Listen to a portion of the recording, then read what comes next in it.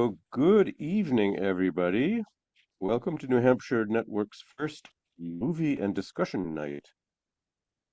I am Reinmar Seidler, member of the steering committee of the New Hampshire Network for Environment, Energy, and Climate. Tonight's event, movie and discussion, documentary movie and discussion, is a first for the network, but I think it's a very good direction for us to explore because there is a tremendous amount of great independent documentary work going on right now, including a lot of work specifically digging into environmental themes. For tonight, we have a 30-minute documentary about how the winter season in New Hampshire has been changing. And that will be followed by an interactive discussion with the film producer, Gabriel Andrus, who's with us now. We will talk about the making of the movie, people who appear in it, what climate change means for New Hampshire specifically, and above all, what we can all do about it. Now, in just a second, I will turn this over to my New Hampshire Network Steering Committee colleague, John Gage, who's also the New Hampshire State Coordinator for Citizens Climate Lobby. He will introduce Gabriel Andrus briefly before we start the movie. And then afterwards, Gabriel has kindly agreed to take questions from the audience. And just before I turn this over to John, let's just take a moment to recall that this event, and for that matter, the events that this movie relates, all take place in Ndakina, the ancestral homeland of the Abenaki, Pennacook, and Wabanaki peoples, past and present. We acknowledge and honor with gratitude this land, the waterways, and the peoples who have stewarded Ndakina throughout the generations. Now, this event is being recorded, and everybody who registered will receive a link to the recording when it's ready, plus it'll also be available on our website. And as always, please, everyone, remember to stay on mute the whole time. And let's see, I think we will actually be able to take questions orally. Is that correct, John? Is that how we're planning to do it? Yeah, we'll use the Zoom hands up Yes. cue, and then we'll call in people one at a time as they've raised their hands. Great. So do be thinking, keeping your questions in the back of your mind as the movie progresses. Now, at this point, I will turn this over to John. Thank you so much, Reinmar, and thank you everybody for coming tonight. You're in for a treat. Gabriel has graciously been working with CCL to show this movie in person at multiple places in New Hampshire and around New England. And we're really excited. This is our first virtual showing, and we'll see how it goes. But he has produced this film, and it's a great documentary of what's going on in New Hampshire with our climate and winters. And really looking forward to having a good discussion with all of you after this about what he did in making the movie and about our changing winters. So, Gabriel, I'll pass it over to you. Great. Thank you, John. Super excited to be here, and thank you all for watching the film and being a part of the New Hampshire Network. I'll just mention real quick that the research for this project kind of started with New Hampshire Network. I was given a link to a Zoom showing that was on YouTube that talked about the new normal in New Hampshire for wintertime and for weather. And that really was the first place that I came to for research. And so it feels like it's come full circle to come back. And I'm super thankful to CCL and John and all the work that we've been able to do to promote this film and promote climate solutions. The film is primarily focused on colloquial observations. It's less, hard fact and data based. It's mostly just about personal observations and people's personal stories with wintertime and how they have observed it change. It was a lot of fun to make. It was really challenging too at times. It was independently produced and independently funded by a lot of really generous people, friends and family, and people who are excited about the project. So lots of gratitude, and I will start to share my screen here. and we'll get right to it.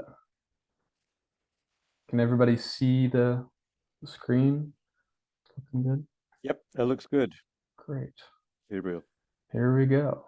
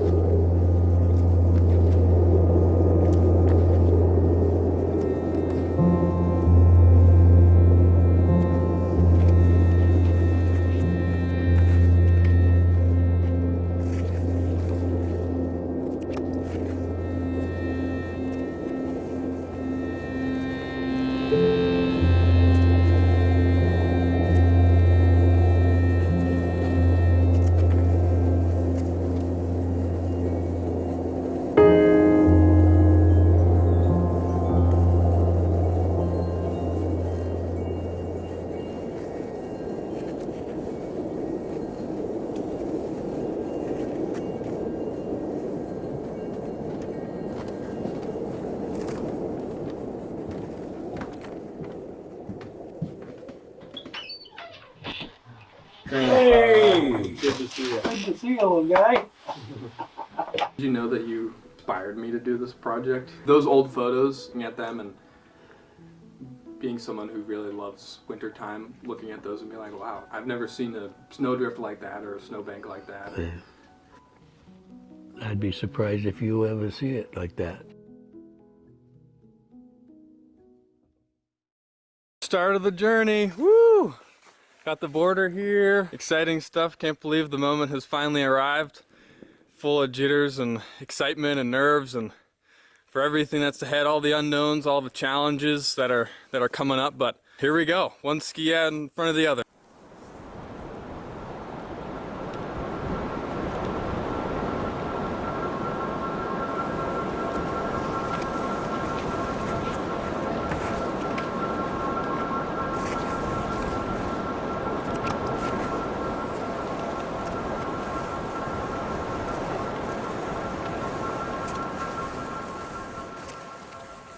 I am setting out on a journey to understand how climate change is affecting winter in New Hampshire. Sharing the experiences and observations of people who have lived through its changes, and to observe those changes firsthand by embarking on a 300-mile cross-country ski expedition from the Canadian border to my hometown of Walpole, New Hampshire. Everything is in order. Bags are packed. Skis are waxed. I feel excited to ski and prepared to make the trek. But as I set out on the trail, the memories of winters past flooded in. They came in stark contrast to the winter I'd observed and made me doubt the future of my expedition and even the future of winter. Thinking back a year and a half ago, looking through that photo album with my grandpa and seeing those photos of him as a kid, black and whites, standing next to those big snowdrifts. That's what sparked this whole journey, to learn more about winter, and having seen how it's changed, even just in my lifetime, and after talking to my grandpa, learning about how much it's changed in his, wanting to learn more and share the beauty of winter while we still have it.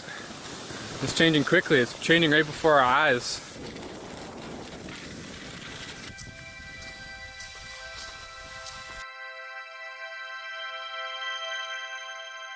Winter in New Hampshire can be, well, it is. It's beautiful. It can be breathtaking. That's the best word I can think of. When you drive somewhere and the trees are hanging down, it takes my breath away. When you drive to other parts of New Hampshire, when you drive up 302 and head towards Crawford Notch and you see the peaks of the White Mountains covered in snow, it's amazing. It's an amazing thing. Woo! conditions are primo. Beautiful fresh layer of snow, a little bit of snow coming down, bit of a breeze to keep things fresh, beautiful views. Can't ask for more. We love winter. When the kids were little, most winters when they were little, we would just pack up and go outside and spend so much of the day just exploring and wandering around, and kids making forts and jumps. Those were very joyful moments. It's really fun to think about and remember their growing up around here in the wintertime.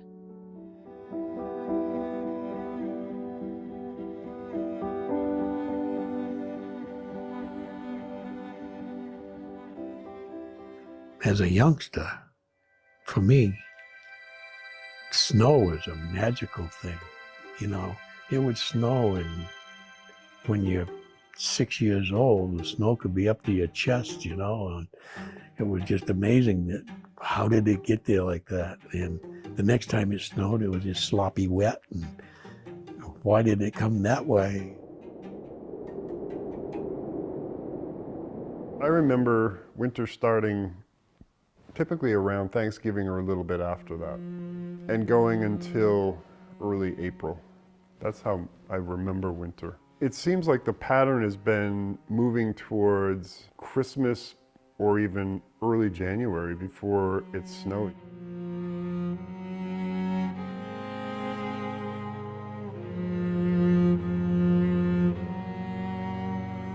Day one, about a mile from camp, working out the kinks. But I think it's really starting to sink in how hard this expedition is going to be, the challenges that I'm going to face, the amazing things I'm going to see, the cool people I'm going to meet, but it's not going to be easy. And I got a lot of trail ahead of me. Camp is all set up, cozy, homey, lovely, beautiful spot amongst these beautiful spruce and fir and moose. Saw some moose tracks on the way. Gonna do my weather observations soon. I'll be interested to see how much snow is up here. Here, there's quite a bit of snow in a little snow pocket.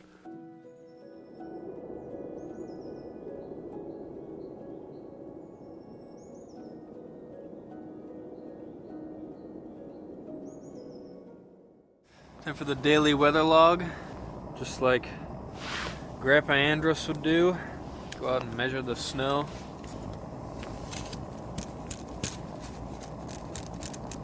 Got 23 inches. Grandpa would always, and still does, write a little kind of mini journal on the events of the day. So I think I'll do that. Beginning of expedition. Stoked, nervous. Snowing outside with a pitter patter. It's kind of lovely sounding.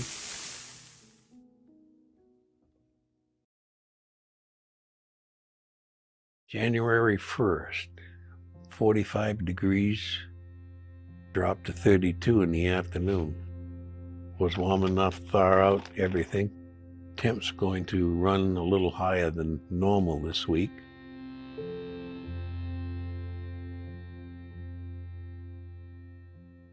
For over 20 years, my grandfather has kept a daily weather journal, just like his mother did, observing the weather and wildlife outside the kitchen window. After 80 years in New Hampshire, he has witnessed the winter that he knew, a season that defines the identity of his home, begin to fade into fuzzy memories and old photographs. It's a beautiful morning. It's pretty warm, 27, which feels balmy now. Not looking forward to the rain if it does rain. I'm hoping it goes more towards snow, but the timing for today should be good. I should be getting into camp about when it's supposed to start raining.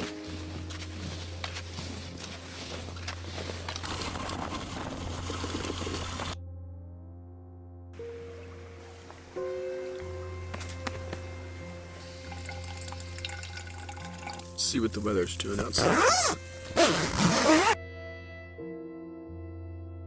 Forecast is calling for it to switch over to rain a little bit later, but I'm hoping that it holds on up here.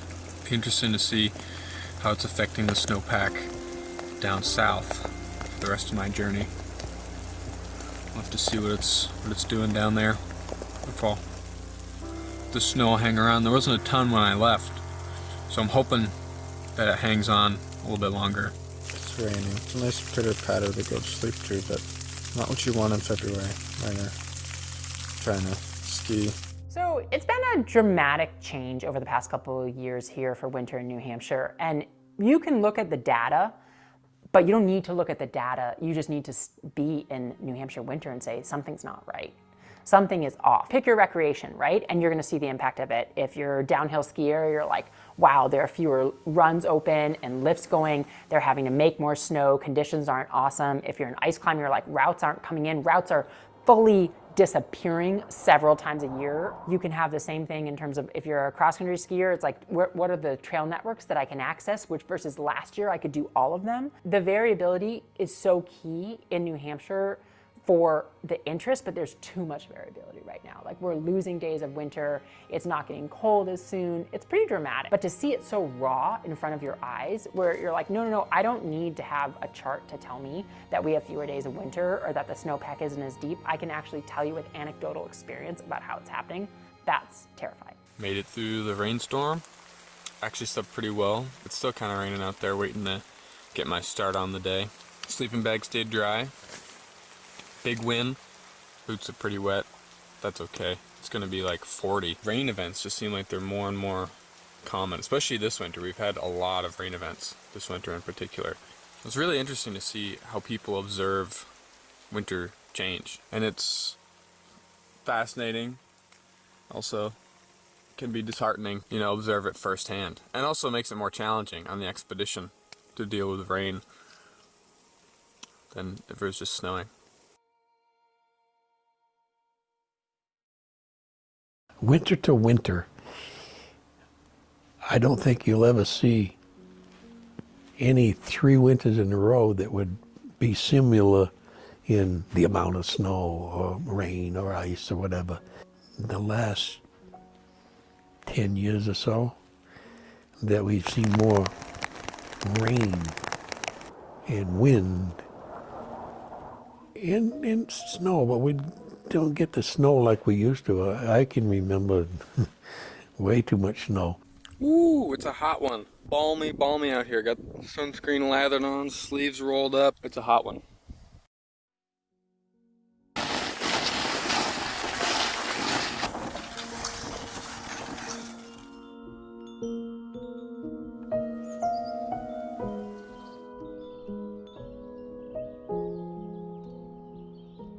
Climate change is having an effect on small birds. There's nowhere near the numbers there used to be. So it's that kind of thing that if you're paying attention, you see the change. Temperature has a lot to do with everything. And today, temperature has a lot to do with everything. What we pump into the atmosphere and what we get back from it, we bought the farm on it. And we're going to have to learn how to change it. My name is Elizabeth Burakowski. I am a research assistant professor at the University of New Hampshire, and I study snow and winter climate change. So we've seen these warming trends that have really clearly pointed to a loss of cold, and especially extreme cold. We've also seen the trends pointing towards 3 weeks less of snow cover. And that loss of snow cover has impacts not just on skiing, but also on our ecosystems. And when I look at the cultural aspect, the loss of snow has an impact on some people's moods. It changes your perspective of what it means to be winter in New Hampshire. And that to me is concerning. And we've also lost this just sustained cold period. So you think about the end of December when things get cold, and then you kind of expect it to be cold through March. That has become much more punctuated, where we're starting to see ephemeral snow. We're starting to see these ephemeral thaws in the middle of wintertime.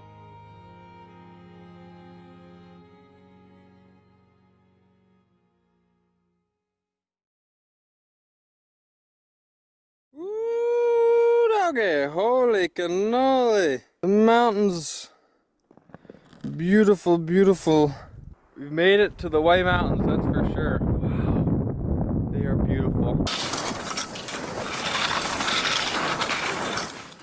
So I've been cross-country skiing for the entire time that I've been coming up to the White Mountains, and I think about how much easier it was to just pick a day, say in the future, like 2 weeks or a month ahead, and make plans with friends and say you're going to cross-country ski. And I feel like I can't do that anymore. Cross-country skiing has been the real benchmark for me, indicating on an anecdotal level that our winters are getting warmer, because I just don't feel like I can plan cross-country skiing ahead of time. I have to just hit it when the snow falls. Bunch more thin patches down here. Just getting into Jefferson, New Hampshire. Getting pretty thin. I'm surprised to see it this thin even up here in mid-February. So sad to be out here and watching winter just evaporating. It's February. I'm in the White Mountains and there's thin cover of snow. I'm dodging puddles and grass. It's really heartbreaking, this trend in winter that we've seen, that people have observed, that everyone I've talked to has observed. That's happening.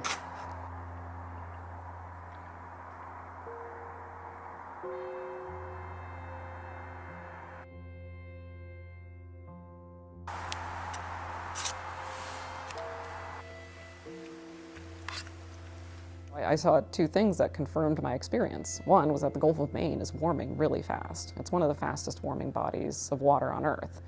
And the other was that winter in New Hampshire was our fastest warming season. You know, you see the increase in temperature over my lifetime, you know, it's substantial. And you look at the number of days with snow cover, and that too has changed quite a bit. It's helpful to see that in the data and to know that my lived experience of winter is also apparent in data that has been collected by hundreds of people all over the state.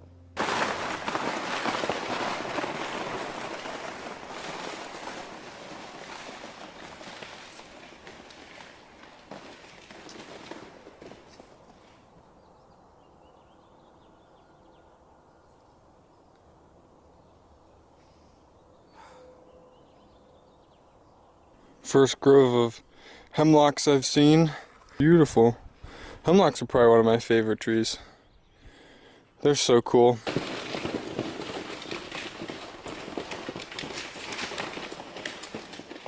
Hemlock woolly adelgid has come in, and because we don't have the winters that we used to have, it's not getting killed off, so we're going to lose hemlock.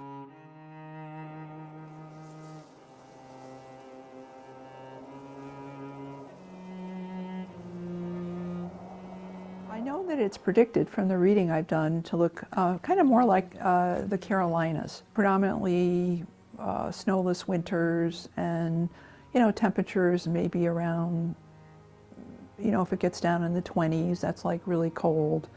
The direction we're headed is south.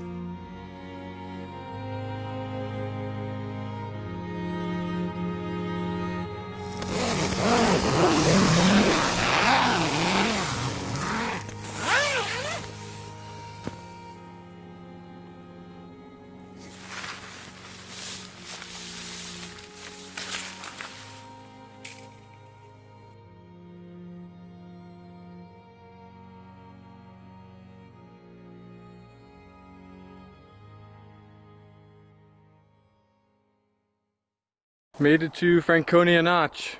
You can see Cannon Mountain through there, but wow, there's so little snow in here. I mean, even just on the side of the trail, it's just grass, just this thin dusting of snow that we got last night and just grass.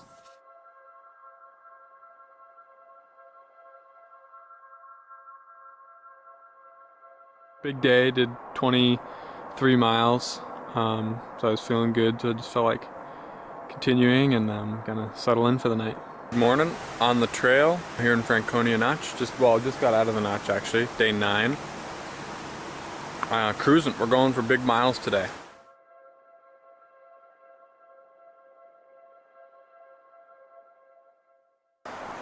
It's really tearing apart my poor skis and hurting me to see the trail this way up here in Lincoln. In Lincoln, New Hampshire, the trail is just totally gone. We'll see how much further I can keep going before I gotta toss on the backpack and figure out what I'm gonna do.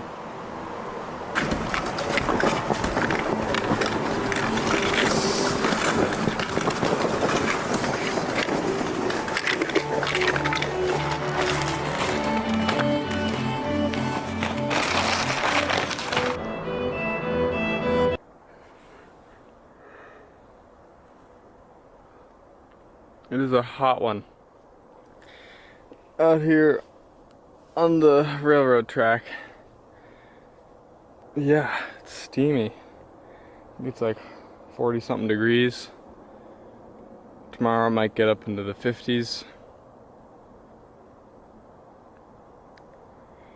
Whew, it's hot.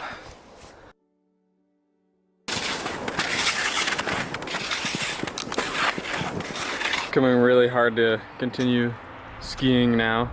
Everywhere around, snow's really thin, just in patches. Progress is really slow, tired, but also lack of snow, so we'll see how much further we can make it. Is this really how fast something can change? And I don't think anyone has been prepared to have it so starkly apparent that this resource that we've treasured, this resource of our earth, this resource of our earth producing winters in a place like New England, where it's like, it's part of our character, it's part of the soul of this place, to realize that the fabric of that could be unraveling faster than I think anyone really understood it was going to. The further south my skis went, the more I saw winter fade away. About halfway through the expedition, in Lincoln, New Hampshire, the winter trail wore thin. Winter's fate weighed heavy on my mind in the last few days of the expedition. Was this it? The grim future of winter in New Hampshire had for the time being arrived. I desperately searched for motivation to continue on the expedition and the greater fight against climate change. What could I do in the face of such profound change? Feeling hopeless, I forged on. When we look into the future, now we have choices. We can't change the past, but we can make decisions moving forward to change the trajectory that we're on for future winters. And when we act, in a way that is getting people to come together to reduce fossil fuel burning, to reduce the emissions of greenhouse gases, to embrace energy efficiency and use less energy overall, we see a future that's actually not too bad. You can save a good chunk of winter by doing that. But if we don't act, if we continue down a pathway of burning fossil fuels for our primary energy source and not embracing energy technology, then that's when we start to see really big changes in winter.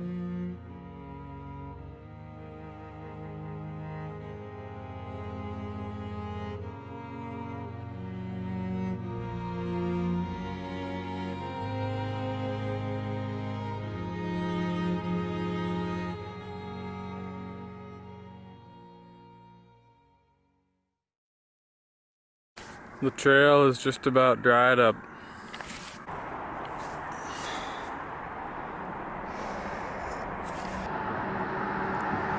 Camp had to put the backpack on. The lack of snow up here in Plymouth. Yeah, almost a wrap on day 9. Had a big day out there. That pack is brutally heavy. Our feet are just pretty gnarly. It's been an amazing journey. Wow.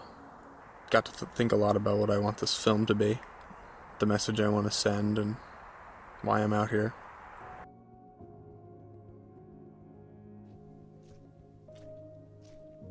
After 10 days and 153 miles, the expedition was over.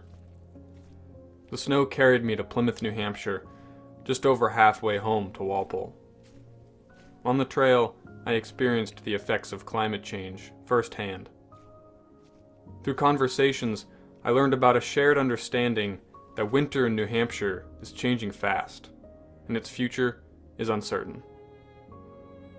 Just as the feeling of despair washed over me, I remembered my love for winter, the beauty of a snow-covered landscape and clear mountain morning, and the strength of community. I remembered the most valuable lesson I learned on this journey, one that carried me through the expedition and will carry me beyond. What gives you hope for the future of winter? What gives me hope for the future of winter?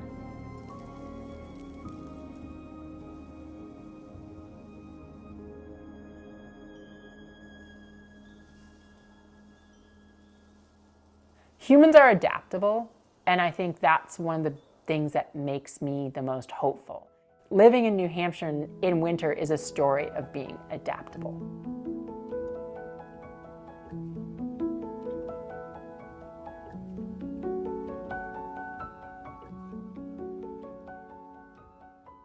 What gives me hope? The resiliency of the natural world and the strength of human communities. And the fact that this is a relationship that we're engaged in, a relationship with each other and a relationship with the world around us. And that there is great resiliency there, and there's great potential for adaptability and for sacrifice and for change.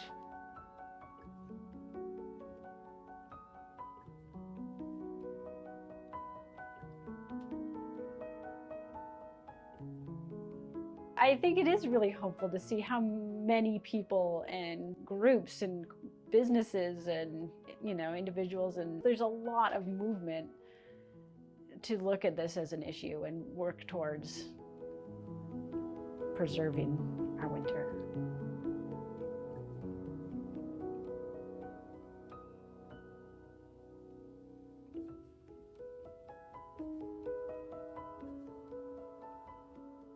I'd say some of the organizations I've started to join and steering away from the apathy side of things and just kind of rolling around in that fear and anxiety was, you have to force a little bit of optimism sometimes, and then I think more of it comes naturally. So working with organizations that are like actively trying to make the changes we need, like protect our winters and local community members, having discussions with friends. Nothing good happens in isolation there, so having those conversations with individuals and communities, I think that gives me a lot of hope, a lot of optimism. If we corral that into more tangible ways to affect change, climate change, and talk to our neighbors, I think that gives me quite a bit of hope. Although my expedition came up short, I have come away from this journey with more hope and optimism for the future of winter than I ever had before. The strength of connection and community gives me hope for the future of winter. The individuals I met along this journey give me hope. The beauty of the winter landscape gives me hope. The more I opened myself up to the idea of hope, I began to find it everywhere and see an abundance of opportunity in this issue we all face. Opportunity to have cleaner, safer air and water. Opportunity to create a more just and equitable world. In my passion for winter, I found a future worth fighting for. A future where winter doesn't exist in old photographs, but is lived, shared, and celebrated for generations to come.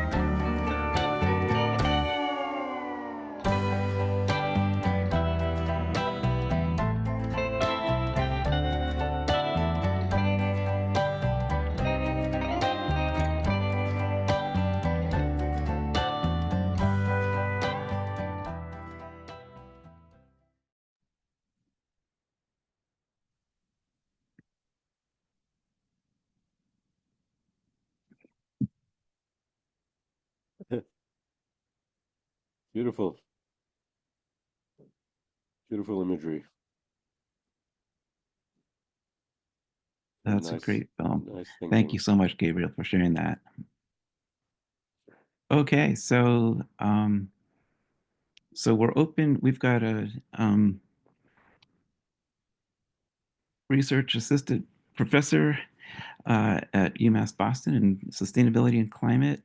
We've got a movie producer and Nordic skier, and I have some experience on solutions and creating political will. So we'd like to hear questions about any of those things, but maybe we should start off with some movie questions.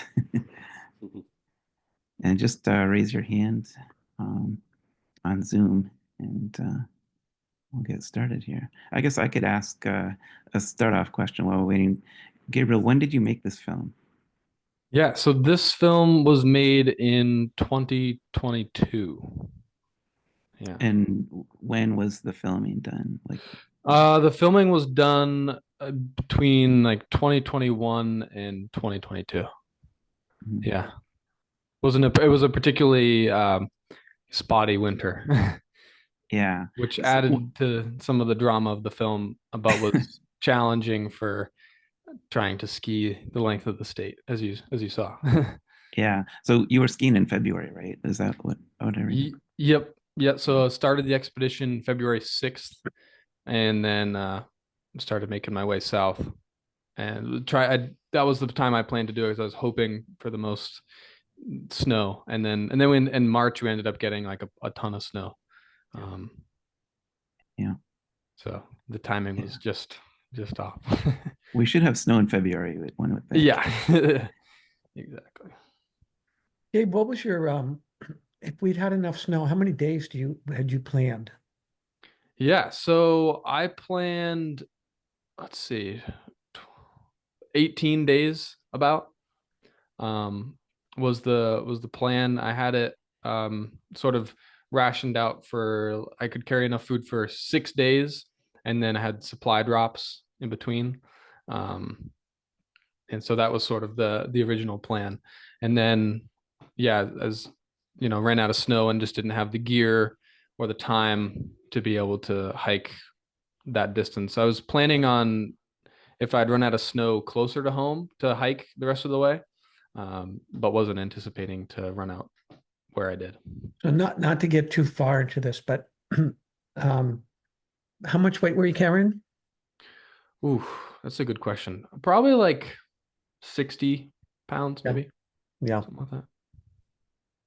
Yeah. I measured it roughly at one point, but it was hard, like with the sled and everything like that. And then the sled got holes in it, so that sort of created some extra drag.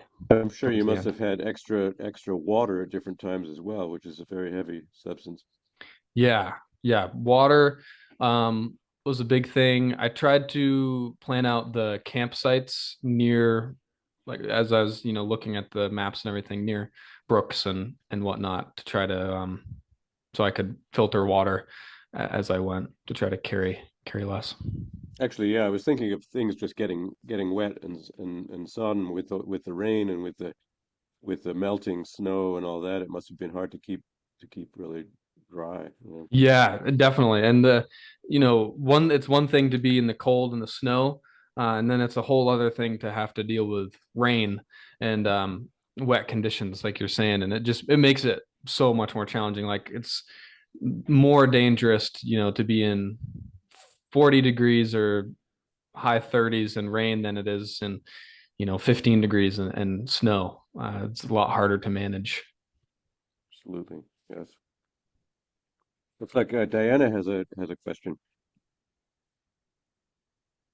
Hey, yeah. So, thanks for sharing that. It's wonderful to see, and what a great attempt. And I was wondering if you're going to go back and try it again, maybe south to north. And I was also wondering about the drone shots. Did you do that yourself? And some of that setup for the camera shots, it was interesting because you try to first person perspective. That's a lot to do. Camera gear and everything. Was that an extra weight that you had to figure out? Yeah, thank you. And thank you for your questions. Yeah, so drone shots were mostly done by me. There was one that my friend Ben Schieffer he did, and then New Hampshire PBS did Windows to the Wild episode on the project, and so they had some film footage that they were gracious enough to let me use, and then as far as the like landscape shots and even some of the shots of me skiing, I shot ahead of time. I sort of schedule it out to have like a month of shooting B-roll and sort of landscape shots ahead of time. That way I didn't have to manage stopping and doing time lapses and doing setting up these landscape shots and trying to find these scenic areas to go to along the route, and really just be able to focus on the expedition on the sort of first person, the POV kind of content, and then filming whatever cool stuff I'd see along the way. So that's sort of how I managed getting those shots in the film. Are we allowed to ask another question about the film?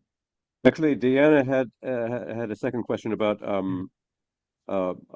March, right? If you had done it in March, was that your question, Diana? No, I didn't Oh, ask right. about March. I asked how much weight. I was wondering how much extra weight the camera gear might have. Yeah. But that was the only- Yeah, you have a second question though. I mean, a first question. Yeah, I think I'm recalling it was so about if I started in the South, right? And if I was going to try it again. Yeah. That's it. Thanks, Reinmar. Yeah, thank you. Sorry, I forgot about.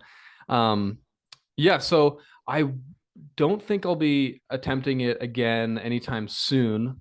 Though the window is, changing and shrinking the longer I wait.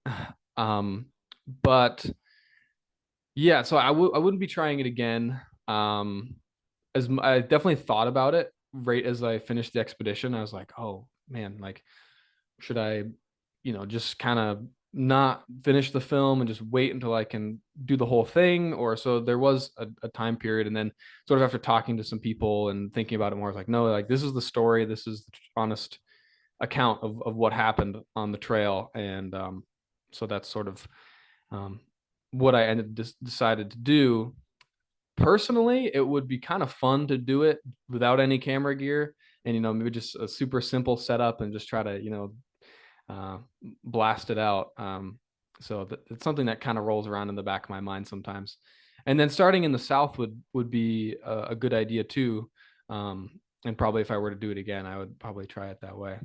And then as far as gear, I would say batteries were probably like something that would take up the most weight and management, because trying to keep them warm and finding a place to keep them and everything like that was challenging. And I just tried to have a super lightweight setup with me on the expedition. I usually just carry the camera right on my sort of hip. I sort of had like a hip pack, so I could just grab it and film.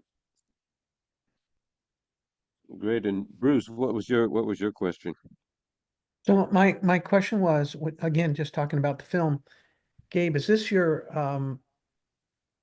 first documentary? Had you done some documentaries before this to prepare for this? I mean, it's a huge undertaking, so I'm just curious. Yeah, thank you for your question. It is my first documentary, and it was a huge undertaking. There are many times where I was completely overwhelmed and asked myself, well, what am I doing? Like, what have I got myself into? But I just was really inspired to tell the story, and I had this goal in mind, and so I just kind of kept working towards it. And yeah, and it was amazing. I learned so much and got to learn so much from other people and learn a lot by making mistakes. And yeah, I had done film work in the past, only like short videos and stuff, and it was definitely a pretty big leap into this next world of feature sort of documentary films.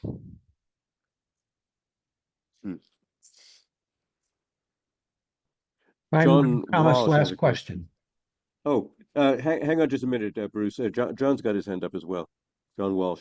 Yeah, Gabe, first of all, wonderful, just imaginative, creative, and so timely. One question I had was just about informal meetings of people as you encountered them, not the ones that you had sort of previewed in the film, but just those sort of things that happen, someone's going by. Did you have a number of those experiences, and what'd you bring from those? Yeah, thank you, John.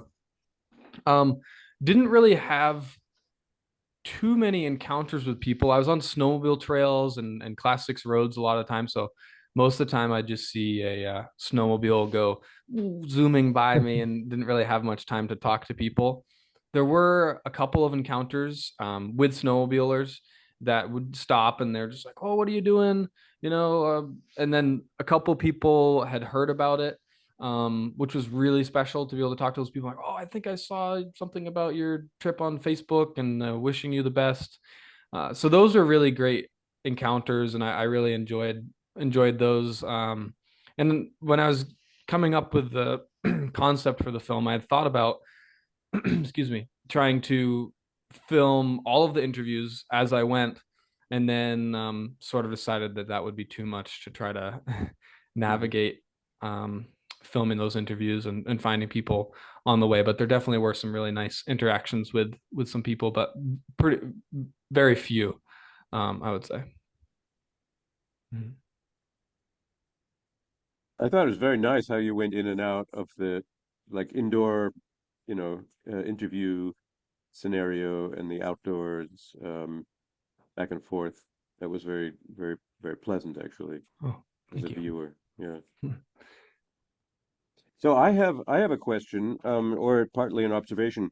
One of the things that I thought came out very, very clearly, and also partly from what you've said,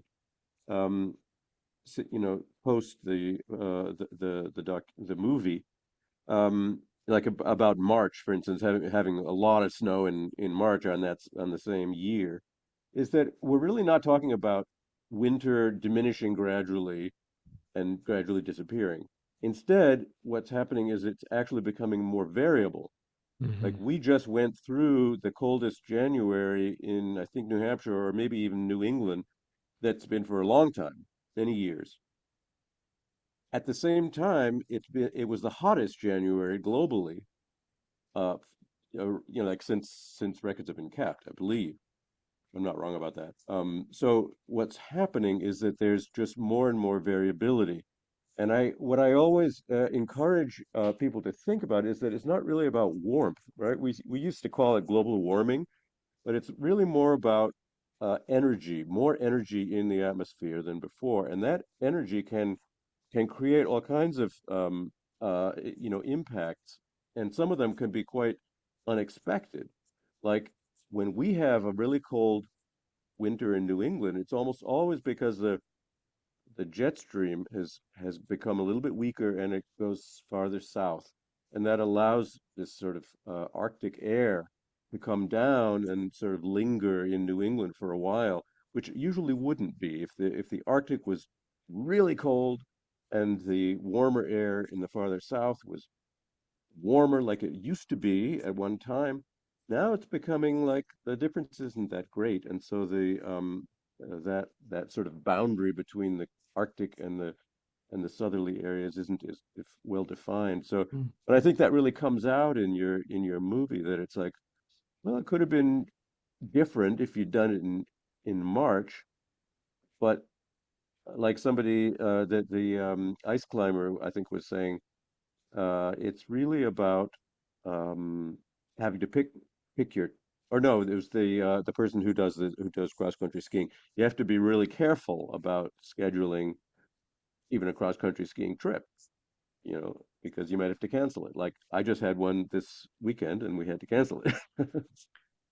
Yeah, the variability is crazy. And I remember that winter, it was like negative 26. There's a crazy cold snap that happened just before I started on the trip. And I feel like I also remember from that winter just some really crazy fluctuations. Like it felt like we were in this pattern that winter of it would be snowing and get really cold, and then the next day it would be like in the 40s and raining. It'd just be this crazy up and down, just like you're talking about. And it is wild to observe that on the ground. Mm-hmm. Yeah. So I have a question. Can I? Elizabeth, yes. I was just curious if you met up with any critters. Did you, besides the moose tracks, did you see any other wildlife when you were skiing?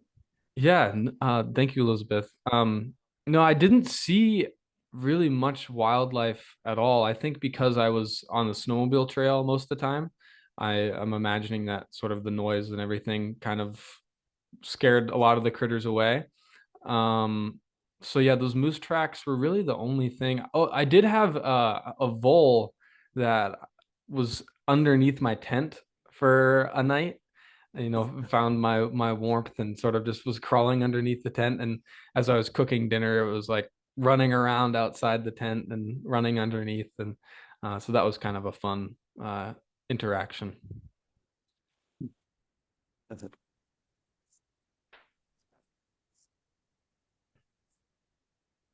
Other questions? Anybody? John Walsh again. Yeah. Yeah, Gabe, you mentioned that you're from Walpole. There's another documentarian from your neighborhood. Have you had any interactions with him regarding your future plans? Yeah. Are you talking about Ken Burns? Yes. Yeah.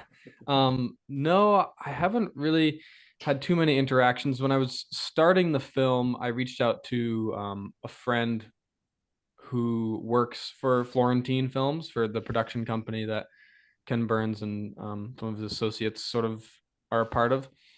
And he gave me some advice sort of on, you know, how to get started and people to reach out to and whatnot. But I never had any interaction directly with Ken Burns besides, you know, seeing him around town in the coffee shop or whatnot. Pretty busy guy. Gabe, how much raw footage did you have? Oh, that's a great question. I don't know. I'd have to look back at the all the files to see exactly how many hours it was. So I really don't have a good gauge to be honest about that. It was a lot. Yeah, it was a lot. Yeah, I mean, I'm just questioning because of the editing process. I don't think any of us appreciate how much time that takes and the decision making on what I'm going to keep and not keep. Yeah, it is hard. I had a photo professor who would say, he had a phrase called "you have to kill your darlings," is what he would say. You know, like you find something like, oh, I love that shot. It's, you know, you have some attachment to it or some story behind it, and then it doesn't really fit into the story, and you have to make that really hard call and be like, I guess I gotta cut it. So there are definitely a lot of moments that were hard to make those decisions. A lot to cut out. John. Oh, thanks. Gabriel, if somebody wanted to show this in their local town theater and have an in-person event like this, would you be interested in working to set that up? I would be willing to help if anybody was interested. Yeah, definitely. I think that would be terrific. Is there a way I can drop my email in here? Yeah, or they can go somewhere, through the network. Great, yeah, or you through can the put it in network. chat, whichever one you would like. Yeah, but I have been so thrilled, as I mentioned earlier, with the partnership with CCL and how much traction they've been able to get in promoting their work. And it's been an awesome partnership, and I'm happy to explore more ways to talk about this issue. Yeah, I have found, well, we showed this at University of Vermont, and about 100 students showed up. We showed it in Peterborough, and probably 50 people showed up at what was billed as the oldest theater in New Hampshire or the US, maybe. What I found is it really hits people deeply, and from my volunteer work of trying to get people to help create political will to enable strong federal legislation to address climate change. Movies like this are really important because a lot of our time is just spent kind of noticing the change and being a little worried about it, but having the ability to talk, to recognize that other people share our concern is one good thing that why I like to get together at events like this, but also sharing actions that we can all take collectively, and how we can take those actions to our friends and family and other groups, and work together for the long game to make sure that we do get the policy changes that are necessary, both to help adapt to the changes that are happening, but also more importantly, to mitigate, to reduce the future pollution, to prevent worse outcomes than are necessary. We really have, that's where my hope comes from. We have a lot of agency to make our future much better than just business as usual. And it just takes a lot of working together, as you said in the film, talking about it and getting an understanding and learning how to talk about it with other people across the political divide, and with groups, and then talking to elected leaders in a way that will inspire them to do what we need them to do.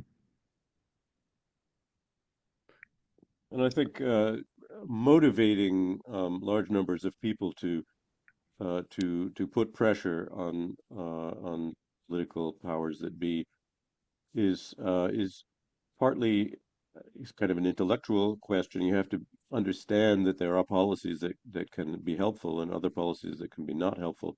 But then it's also an emotional question, and that's what this kind of thing. And I think this documentary is a really good example of where you really it hits home at an emotional level as well, and it combines those two things, and that's creative, and it's useful for people to see it. It makes people focus on some of the issues that they might otherwise not spend time thinking about. Bonnie Christie has had her hand up for a little while. Yeah, thanks so much for the film. It's really awesome. I liked it. It brought up several things for me. First, remembering when my kids were on the cross-country team in high school, and parents would be standing out there trying to shovel snow onto the trail so they'd have something to ski across. So different from when I was a kid. So that's kind of sad. But I was also thinking, I'm glad, I guess John just asked how we could show it in our communities. And I think it might be a great resource for the New Hampshire Association of Conservation Commissions, because a lot of us on conservation commissions are gently trying to work the climate change issues into our traditional land conservation and protection of natural resources theme. And sometimes it's easier said than done. And the film is a nice sort of colloquial, gentle way of saying, oh yeah, that was beautiful. And just getting people to think about that and work into a conversation. And the last thing I thought about when Reinmar, I think you were the one who said something about it. It's really greater uncertainty. Or variability, yeah. Mm-hmm. A variability. And I don't know why this popped into my head, but I wondered, what is that like for a maple tree? To have this kind of variability. When do I start putting my sap out? When do I bud up? When do I let go of my leaves? One year it's one thing, the next year it's another. Same thing with a hemlock tree, the woolly adelgid. And we have a bunch of that in Hopkinton. And, one year that it gets killed off, and the next year it doesn't. And gradually the hemlocks suffer from it. Anyway, brought up a lot of things for me, and I really liked it. Thank you, Bonnie. And it would be awesome to reach the sort of conservation group. I think that's a great audience to talk to, and I'm really happy that the film has resonated in that authentic sort of colloquial way. And my goal in making the film was to try to reach people in a very sort of authentic and personal way, something that everyone could relate to, didn't feel political. And yes, I'm really happy that has resonated with you there. I will drop a note to Barbara Richter, who's the executive director of the Association of Conservation Commissions, and give her your information and say, that you might want to put this on your list of resources. Awesome. Great, thank you, Bonnie. And yes, you're right. Sugar maple is not projected to be a dominant species in New England. Well, it'll take a while. Trees are long-lived, but certainly in a matter of decades or a century, they're not going to be as dominant as they are now. We're getting more of our maple syrup from Canada.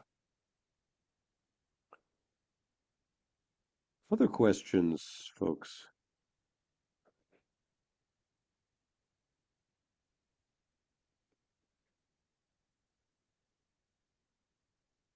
John, how many of these have you presentations have you done now? Well, I've been to 3 events. 2 of them I was in. One of them I was driving Peter Dugas to because he was in it. Yeah, we're hoping to do some more. We were looking at doing one at the Red River Theater and another at a theater in Portsmouth. Money is kind of one of the obstacles of showing it at one of the bigger, nicer theaters, but we may try to raise some funds to pay for one of those locations. But there's a lot of relatively free theaters in local communities that will maybe charge $5 or $10 per ticket and sell concessions, but let us show the movie for free. So that's right.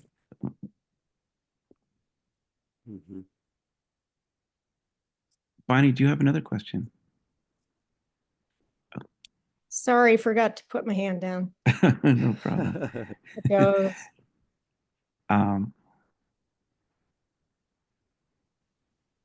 Gabriel, would you like to give us a preview on what your future plans are? Yeah, I would love to. Yeah, so this project was a massive stepping stone for me and has really propelled me into this field of doing research on environmental solutions and climate solutions, and has propelled me into the world of filmmaking as well. And so the next project that I have, the way I've sort of split my time in the past 5 or so years, has been sailing, working in the sailing industry in the summertime, and then doing skiing and filmmaking stuff in the winter. And so I have been inspired to start a project where I'll be attempting to sail around the world and film people around the world and film the voyage with an emphasis on sort of awakening people's connection to the natural world and document sustainable living lifestyles from around the world and show that people can have a positive relationship with their environment and people can live in harmony with the earth, and educating people through art and film and illustrated ebooks. It's in partnership with my wife, who's an artist and herbalist. So yeah, that's what's in the works. We're still in the very early phases of making that happen, but I'll drop a website link in here into the chat at some point. But yeah, that's coming up. Where the boat is hauled out of the water right now in Eastport, Maine. And we've got some fixing up of her to do, and then we'll be putting her back in the water. And our first story that we'll be documenting will be on Martha's Vineyard with a teaching farm there and telling that story. Well, that sounds massive. Okay. Yeah. Awesome. Very awesome. That's terrific. Yeah, let us know how we can help with that. Now, one of the objectives in the network is to end our events with some discussion of ways that people can contribute to positive change. And I think, John, you might have a couple slides that you were going to present. You want to do that now? Yeah, sure. Did I see Diana Fry? Did you have a question? Wait, look, let's just make sure we're all finished with the Oh, no, questions. no, I was Yeah, and big then I'd be thumbs happy up to. for the sail around the world thing. That'd be great. Oh, thumbs up. Good luck with Okay. that. I don't have my glasses on. Okay, thank you. Yeah, sure. So let me see if I can figure out how to share screen again.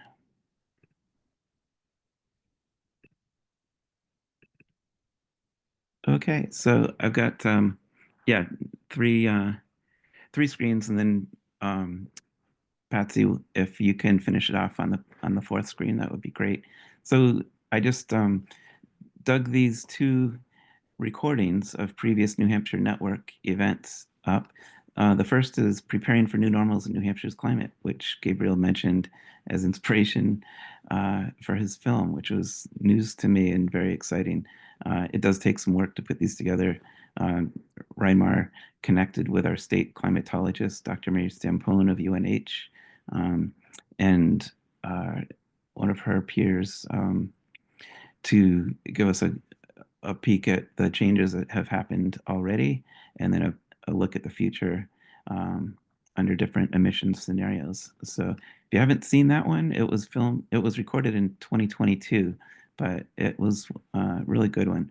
And the second one I'd recommend is one we did last year, Climate Solutions Update with En-ROADS. And we, again, Reinmar invited a luminary in climate modeling world, the professor of climate modeling, or the director of climate modeling at Climate Interactive, the group that worked with MIT Sloan to create the En-ROADS climate modeling tool. Another excellent presentation. And I'll put these slides on the website, on the events page, and there's links in the notes to those two recordings if you want a quick way to get there. Okay, so this is typical one of my slides. Don't panic. We covered some of this stuff, but I wanted to provide a resource for people to go to after this event to help with the solution to reduce emissions and draw some emissions out of the atmosphere that economists say will fail to meet our climate goals without. The quote, well, the IPCC special report on 1.5 degrees of warming is actually, it says carbon prices remain a necessary condition of ambitious climate policies. And what they mean is to hold warming to 2 degrees of Celsius of warming, or even 1.5 degrees of warming this century, we've got to price carbon. And so I put some resources to talk about economists' gold standard way of pricing carbon, which is a carbon fee on fossil fuel production and imports, and a dividend of all the money collected returned in equal shares back to everybody monthly, and a border adjustment to hold other countries accountable for their pollution and motivate them to price carbon also, at bit.ly/CFD resources. It's a Google Drive with about 10 documents. And the first one is just an elevator pitch of the carbon fee and dividend policy. And Carbon Cashback was a program to put a town warrant article in front of voters where the town could vote to ask Congress to pass carbon fee and dividend legislation. But there's also a benefits page there that provides a bunch of reports, academic studies on the impacts of a carbon fee and dividend on households. There's also a global view of carbon pricing document. I call it my one-pager, but it's 12 pages long. The first page is a summary and a table of contents, and that's all you'd really need to read. But it has a lot of graphs from reports from the World Bank and other resources to show that carbon pricing is spreading around the world. Prices are rising, and border adjustments are coming at us.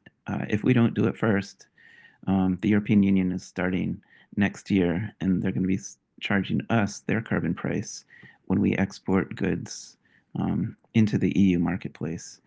We'll be paying their carbon price at the border. And then, as I mentioned, the En-ROADS program, this is just a one-page kind of poster that shows 3 scenarios. The base case is a 3.3 degrees Celsius warmer future with carbon fee and dividend, which is a carbon price that increases by $10 per ton of CO2 a year, each year through 2100, pushed around the world with a CBAM. And Andrus shows that lowers this century's warming from 3.3 degrees Celsius down to 2.4 degrees Celsius. And if the target is 1.5 degrees Celsius, that is exactly half the way to solving climate change. It also makes all the other policies that are complementary to it that can get us the rest of the way there easier to do. When it costs money to pollute, then businesses, as well as people and towns and organizations, everybody starts to work with their legislators to figure out how they can pollute less. That's why it shouldn't be free to pollute, because when it's not, we get a very effective and efficient way of reducing pollution. So what can you do? Use those resources and then talk about climate and carbon fee and dividend with your friends, family, groups, and especially elected leaders. You're members of the network, so you may have seen there's a little bit of struggle getting the New Hampshire House Science, Technology, and Energy Committee on board with even basic science. We're trying to get the chairman of the Science, Technology, and Energy Committee, Representative Michael Vose, to invite Dr. Mary Stampone, who was in the recording, talking about her 2022 climate assessment report in New Hampshire, invited into the Science, Technology, and Energy Committee for a Q&A, an informational hearing, where those on the committee that are doubtful of the science and aren't so worried about the problem of climate change can talk to one of the state's experts. So you can talk to your own town's state representatives, Democrats and Republicans, and ask them to encourage the Science, Technology, and Energy Committee chairman to invite an expert in to get the science questions answered. There's also a student collective action to help inform college students and high school students about carbon fee and dividend. You can direct students to cfdmovement.org. And you can also table at a college or event where there's students. And you can go to that website. There's a resources menu, and you can go down into the tabling resources option to find things that you can print out and use at a table to help spread the word. And then the final thing, I ask everybody to write Congress tonight for carbon fee and dividend legislation. Now, it's not going to happen soon in Congress, but the idea of reminding Congress that we want this is an important part of creating political will to make it happen, because our Congress people have discussions with others, their peers in Congress, quite frequently. And one of the things that they all care about is what their voters are talking about and asking for. So you can do this once a month or once every couple months, but if you haven't done it in a while, please write Congress through this cclusa.org/writecfd link. I'll paste this into chat after I'm finished sharing my screen. And that's it for carbon fee and dividend and what John, we can do. can I just interject? So Yes, please. it would be not incorrect to say that when you talk about carbon pricing, in a way, what you're talking about is the amount of money that it would cost to reduce the amount of carbon that's being emitted. So basically, it's the waste stream that we want to put a price on, because right now, it's totally free to just spew our waste in terms of carbon dioxide and other greenhouse gases into the atmosphere, which is a public resource. There's no charge, and as a result, people use it, overuse it. So a carbon price basically requires people who are emitting or responsible for emissions to pay in advance for the amount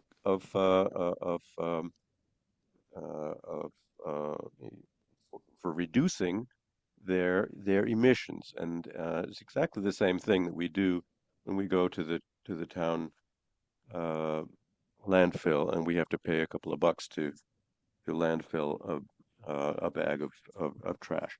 So it's not free, and it shouldn't be free in the atmosphere either. And I think that's what we're really talking about with the carbon pricing. Yeah, and you can look at it like right now, the fossil fuel industry has a net profit of often over $100 billion a year. But it's costing us more than that each year, the impacts of the pollution from fossil fuels. So economists say this is the gold standard policy because it puts a price signal about the costs of pollution into the price of fossil fuels themselves. And then it's referred to as a market-based solution because market actors, consumers, but also producers and investors generally do things based on the price of things. And so if you send a pollution price signal down through the economy, everybody naturally makes decisions that are less polluting because the more polluting options cost more money. So this motivates investors to switch their investments from natural gas pipelines to offshore wind development, and producers to stop producing electricity with coal, but to start producing it with wind and solar and whatever other non-polluting innovations come along. And then consumers, when they buy a tomato at a grocery store, there may be one from a local farm and one from halfway around the world. The one from halfway around the world is often cheaper right now because the cost of its carbon footprint isn't reflected in its price right now. But if there's a price, a polluter's fee charged on fossil fuel production and imports, then that tomato from halfway around the world, it costs more money to fly it because airplanes are burning fossil fuels and producing emissions. And the cost of that pollution ends up getting reflected in that tomato at some point as the price rises, making the local tomato cheaper than the tomato from Chile. So that's just kind of an example of sending the price signal, putting it on fossil fuel production puts that price signal into the economy so that it can trickle down into all the decisions, the thousands of decisions that are made every day. You don't have to figure out your carbon footprint. You just look at the price tags of things and do what makes sense. Gabe has got his hand up. Gabe. Oh, yes. Yeah, just the way that you, I just had this like kind of aha moment with the carbon fee and dividend policy. Like I learned a lot about it through John and through other hearing about it, and it had this sort of this click moment of when you were talking about it. It's like it makes so much sense. It's like you get fined when you litter. Like if you throw trash out of your car or anything like that, like you're gonna get fined because it's very clearly degrading the environment and a bad thing. And it's exactly that. It's like a fine for littering your. And I don't know. I know it's a very small thing, but it's just sort of like, wow, it makes so much sense.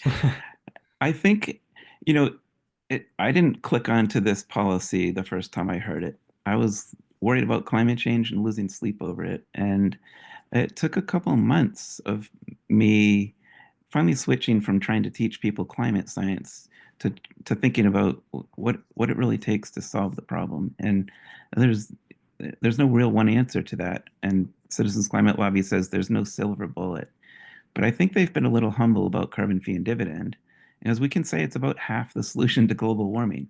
And there's no other policy like that. This has a reach beyond the US borders. And the fact you can charge a tax to the fossil fuel producers to have a carbon fee, but that's very regressive because it is going to raise the prices of many things, and that's going to hurt low and middle income household budgets. Returning the money in equal shares to everybody each month, all of it, puts more money in most people's pockets than they have now. So that should make it popular enough. I ask people, would you like less pollution and more money? And if you answer yes to those two questions, then you should learn more about carbon fee and dividend and help Congress do it. So thank you, Gabriel. That's great. Okay, now I'm going to have to figure out how to share again. Share screen. Here we go. Okay, thanks so much. And then, all right, so this is my last slide, and Patsy has one. Just so Susan made this, I'm not sure exactly what she wanted to talk about, but I guess I'll just do the obvious and remind everybody. We update the NH Bills spreadsheet every Sunday for New Hampshire State Legislature committee action that's going to happen the following week. And so some of the bills we suggest supporting, some of them we suggest opposing. There's instructions on the webpage about how to do that with online testimony. And thank you to everybody who's already done that.